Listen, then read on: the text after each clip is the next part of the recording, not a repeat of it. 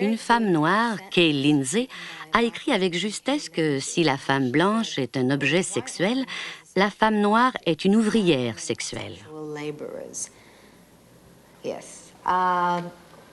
La femme blanche a été le modèle prédominant de féminité dans ce pays.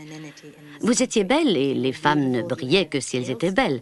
Vous étiez belle si vous aviez le teint pâle, la peau claire, les cheveux blonds de préférence, si vous étiez douce, réservée, charmante, chaste.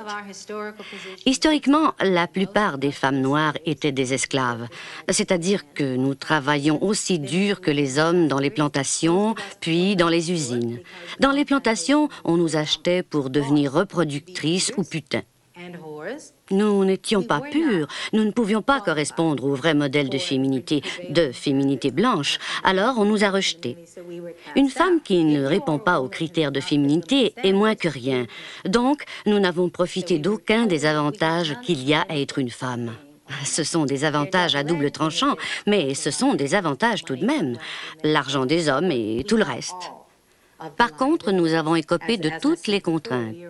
Comme je l'ai déjà dit, nous sommes au bas de l'échelle, même dans une profession comme la prostitution, parce qu'en tant que femmes noires, nous valons moins.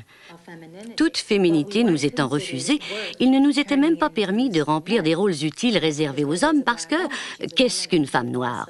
Elle est noire, mais elle est une femme, alors elle ne vaut pas les hommes noirs. Elle est inutile, elle est incapable d'imiter les femmes blanches, donc elle n'est rien.